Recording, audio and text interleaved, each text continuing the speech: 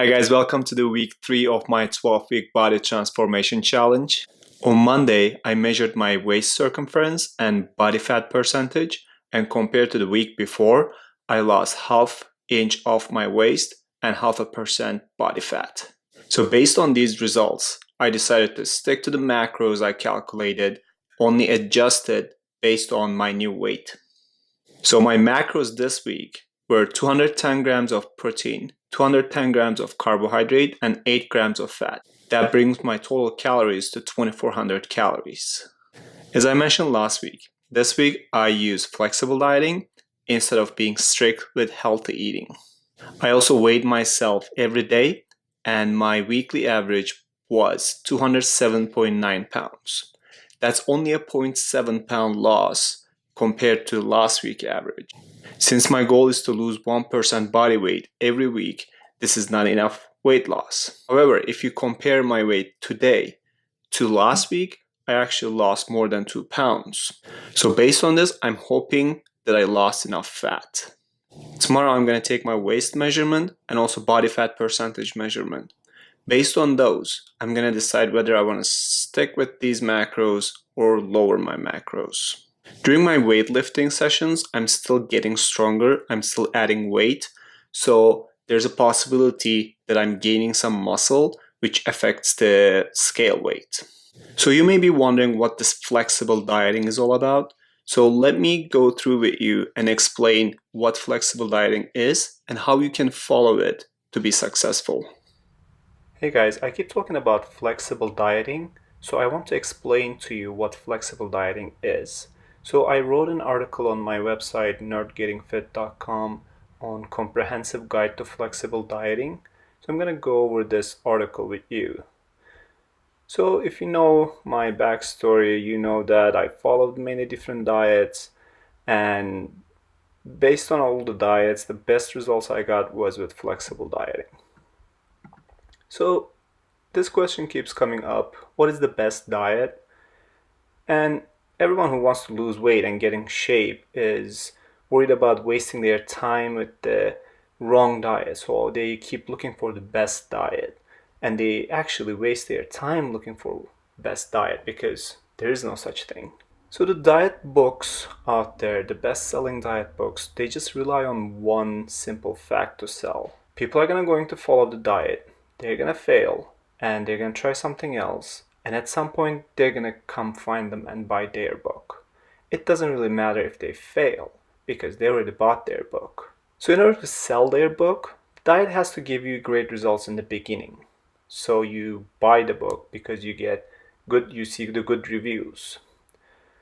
So that's when you see the weight drop, you get excited, tell everyone how you found the best diet, and they're gonna follow it. And the word of mouth, people are gonna keep buying and buying this book. But unfortunately, no diet works forever for everyone. If you look at today's most popular diets, they're all low-carb diets. They restrict your food choices, just a handful of options, so you can't really eat much. You deplete your glycogen stores, you lose a few pounds of water weight really fast, and you get amazing results in the beginning. So you get excited, you tell everyone how this diet works great, and it's a miracle diet, and this way they sell more books and make a lot of money. But then your body adjusts to the new diet. Your glycogen stores are already empty, so the diet stops working. You're not going to lose weight as fast. So you stop following this diet and just go buy another diet book. So this has been going on for years and years. It all started with Atkins diet.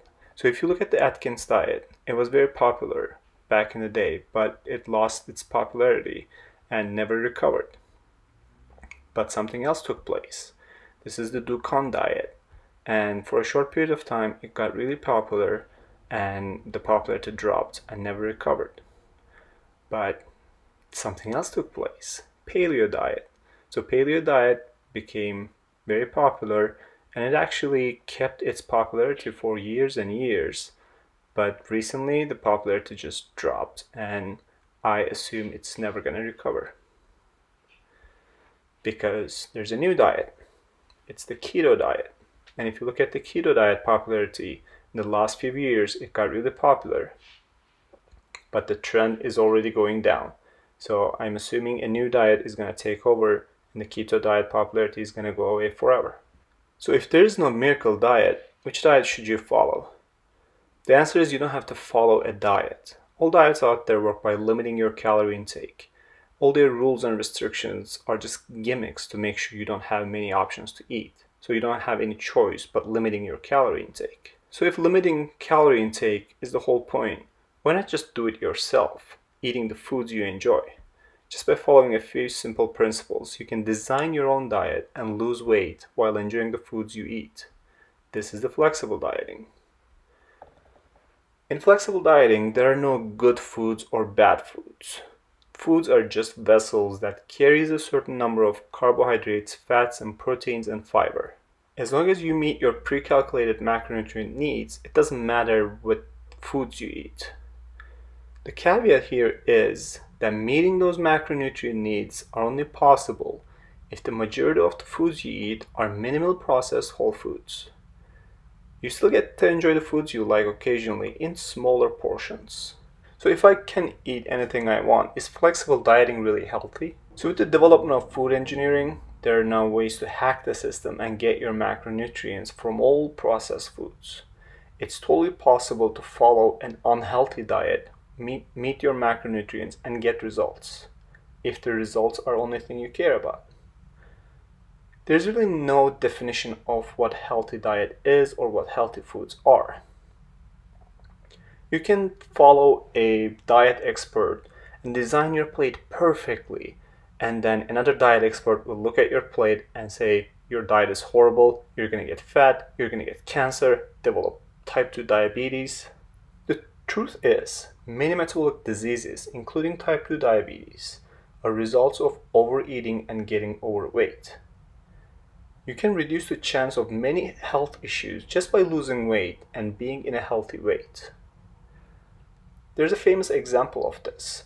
A professor, Mark Hub, followed a Twinkie diet. He just basically ate all junk food, but stayed in calorie deficit and lose weight. And he actually had better health markers such as cholesterol, LDL, HDL levels. They were all better than before. This doesn't mean just go out there and just eat junk food and you'll be fine. There may be other things going on inside your body we don't even know. For example, the gut microbiota is an important aspect of your health, but we still haven't developed any guidelines or protocols to test how healthy your gut is. So all I'm saying is that you don't need to be afraid of certain foods or macronutrients like carbs or fats. I like the idea of 80-20 approach. Make sure 80% of your total calories come from minimally processed whole foods, and you can get to 20% of your calories from any food you like. This approach will keep you satisfied and improve your compliance. Because why would you cheat on your diet if you can eat anything you want anyway? So how does the flexible dieting work? If you want to give a flexible dieting a try, you need to know your specific goal. Flexible dieting is not a weight loss diet. You can use flexible dieting to gain weight, lose weight, maintain your weight, whatever your goal is. And you can also decide how fast or slow you want to see changes and adjust your diet along the way based on your results. So what are the macronutrients we keep talking about? So macronutrients are basically carbohydrates. Each gram has 4 calories. Fats, each gram has 9 calories. And protein, each gram has 4 calories. In order for flexible dieting to give you the results you want, first you need to calculate your macros and track each macro separately and try to get as close to your goal number as possible. When I say macro, I mean macronutrient. So every calorie containing food includes at least one of 3 macronutrients. So the carbohydrates are a quick energy source for your body. They are found in bread, pasta, rice, potatoes, vegetables, sweet, fruits. There are a wide range of foods that contain carbs. Some of them are considered bad for your weight loss, while others considered good. So what separates bad foods from good ones? It's basically how calorically dense the food is. For example, vegetables are high volume, low calorie foods. You can eat a lot of them and not go over your calories. So vegetables are considered nutrient dense. Sweets, on the other hand, are calorically dense foods. Just a small piece of cake contains a few hundred calories while giving you no beneficial nutrients. Also, it doesn't keep you full. If you eat too much of it, you will go over your calories before you are full. Fats are also used as energy source for your body. Eating fats are also essential to be able to get fat-soluble vitamins A, D, E, and K. They're essential fatty acids and you can only get from eating fat. Even the amount of fat in your diet is personal preference. I wouldn't recommend going below 20% of your total calories. So there are four different forms of fat: trans fats, saturated fats, monounsaturated fats, and polyunsaturated fats. Trans fats are the bad fats. You should just avoid them. They're linked to heart disease and they're found in hydrogenated vegetable oils, but its use has been decreased over the years. Saturated fats are kind of fats that are solid at room temperature. Animal fats, butter, coconut oil are some examples. Mono and polyunsaturated fats are liquid at room temperature and they're found in oils such as olive oil, canola oil, and avocado oil. Other than trans fats, there are no inherently bad fats. You can consume whichever you prefer in your diet. But saturated fat consumption is associated with heart disease, and unsaturated fat consumption is associated with low LDL and triglycerides and higher HDL levels. So it's considered better for your health. So fats are the most calorically dense macronutrient. Each gram of fat contains 9 calories. Protein is the building block of our bodies. Unlike carbs and fats, it's not a preferred energy source. Instead, protein is used primarily for building and repairing organs and tissues. Proteins are made of amino acids, and there are 20 amino acids. And 9 of these are essential amino acids. That means our bodies can't make them, so you have to get them through our diet. Amount of minimum daily protein we need according to USDA recommendation is 0.8 gram per kilogram of body weight or 0.33 gram per pound of body weight. However, this level of protein is too low for active people and also people who are trying to build muscle. It is also not enough protein to preserve muscle mass if you're in calorie deficit. So each gram of protein contains 4 calories. So how do you calculate macros? So first you need to decide how many calories you need to eat. And there's a way to calculate your TDE. If you're overweight and if you want to lose body fat, you need to eat 70 to 80% of your TDE. I'm going to explain what TDE is in a minute. And if you're fit and you're just trying to maintain your body weight, you just eat 100% of your TDE.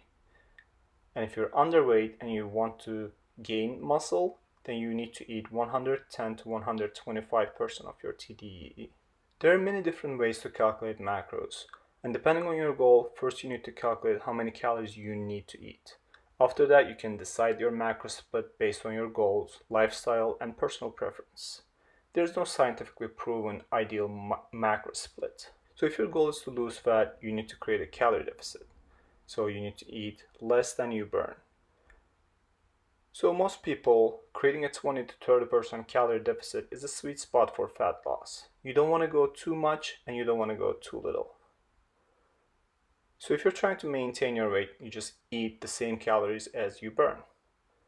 And if your goal is to gain weight, you need to be in a calorie surplus. So you need to eat more calories than you burn. For muscle gain without much of fat gain, the 10 to 25% calorie surplus seems to be the sweet spot. So how do you calculate this TDEE? Basically, there are two different ways. There's the quick and dirty method and there's the scientific method. Neither of these are 100% accurate. So you just need to start and adjust based on your results. The quick and dirty method is basically just a quick way to calculate it. And for most people, it's 15 times your body weight in pounds. But this number changes between 10 to 20 based on how active you are. If you're not active at all, if you're a couch potato, probably multiplying your weight in pounds by 10 is more accurate. But if you're extremely active, maybe you're an athlete, then 20 times your body weight might be more accurate. But for average people, 15 is an average number. The second way is a scientific calculation, and I'm not going to go too much detail in this video. Basically, these are the formulas, the scientific formulas used, and if you're the nerdy type, you can just put your numbers in here and use these formulas to find your TDEE. So after you decide how many calories you're going to eat, then you need to decide your macro split. The first macronutrient is the protein. So for a good protein target, it's 1 gram of protein per pound of body weight. And then you move to the fat. So you can set your fat intake anywhere between 20 to 35% of your total calories. And after that, the rest is carbohydrates. So let's see how we can calculate with quick and dirty method. Let's calculate for a 6-foot man who's 200 pounds and has 15% body fat. Actually, I'm not going to go into detail because these numbers are useful for the scientific calculation. But for a 200-pound average man, we multiply the number by 15, and that's 3,000 calories. This is our TDEE. And we want to lose weight, so we create a 25% calorie deficit. That's 750 calories. So 3,000 minus 750 is 2,250 calories per day. Now we calculate protein. Since we're 200 pounds, we want to eat 200 grams of protein, which is 800 calories. And we want to set our fat intake 20% of our total calories. 2,250, 20% is 450 calories. Each gram of fat is 9 calories, so that's 50 grams of fat. And the rest is carbs. So when you take those numbers, there's 1,000 calories of carbs left. Each gram of carb is 4 grams, so it's 250 grams of carbs. So after you calculate your macros, maybe you can decide that you want to eat more fat or less fat. This is totally okay. And if you want to change your fat intake, you need to compensate it by changing your carb intake and vice versa. So carbs and fats are not calorically equal, so you need to calculate the difference. So you can either do this calculation or you can just remember the number 2.25. To find fat, you just divide the carb grams by 225, and to find carbs, you multiply your fat grams by 225. So to be very accurate with your macros, you need to measure your food. The best way to do that is to get a kitchen scale and weigh your food by grams. So kitchen scales are not expensive, they're pretty cheap, and you don't really need anything fancy. Just a $15-20 kitchen scale will do. And also you need to make sure that you use grams, because measurements such as tablespoon, cups they're very inaccurate. You will notice that once you start weighing your food. And also the numbers on the nutritional fact labels are calculated based on grams. Even though it says serving size is 2 tablespoons, they actually calculate it based on the grams. So how do you use a kitchen scale? There are simply 2 ways to use a kitchen scale. If you're adding something onto your plate or a bowl, like adding rice, vegetable, steak, just put your plate on the scale, tear the scale, and place items on your plate. If you're removing something from a container, such as peanut butter or mayonnaise, you remove the cap of the container, place the container on the scale, tear the scale, and using a spoon or knife, you take the contents out. The number on the scale will go to negative. Ignore the negative, and the number you see is the amount you remove. Now you can lick the spoon. So how do you track your macros? If you're old school, you can look up the macro information on this website and either write on a notebook or start a spreadsheet. If you're into using apps on your phone, there are many apps to track your food. The most popular one is MyFitnessPal. So let's move on to the frequently asked questions. These questions come up all the time with flexible dieters. So the first thing, should I track cooked or raw?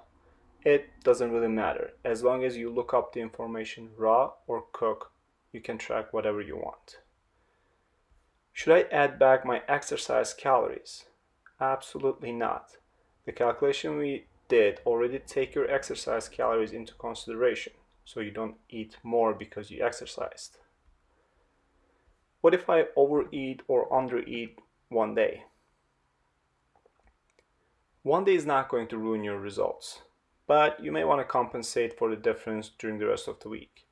So if you ate extra 100 grams of carbs on Wednesday, remove 25 grams of carbs from Thursday, Friday, Saturday, and Sunday. How do I track alcohol? Well, you can have alcohol on flexible dieting, and you can either track it using your macro tracker app, or you can calculate it by how many grams of alcohol is in your drink. Each gram of alcohol is 7 calories, so you just need to remove the carbs to compensate. For each gram of alcohol, you need to remove 1.75 grams of carbs, and the rest will take care of itself. Should I track net carbs? So some packaged foods list their net carbs on the packaging. This is a marketing trick. Net carbs is supposed to mean total carbs minus the fiber content. However, it's not something you should track. The fiber content is counted as carbohydrate and already included in your calculations. So the best thing to do is ignore net carbs and track your total carbs and make sure you get enough fiber at the end of the day. So as a conclusion, flexible dieting is a result-oriented diet, and as long as you track accurately and trust the process, it will give you the results you want, guaranteed. If you have been obsessing over your diet for a while, the idea of eating tasty food or processed food may make you feel uncomfortable. This is completely normal, and most people experience this in the beginning.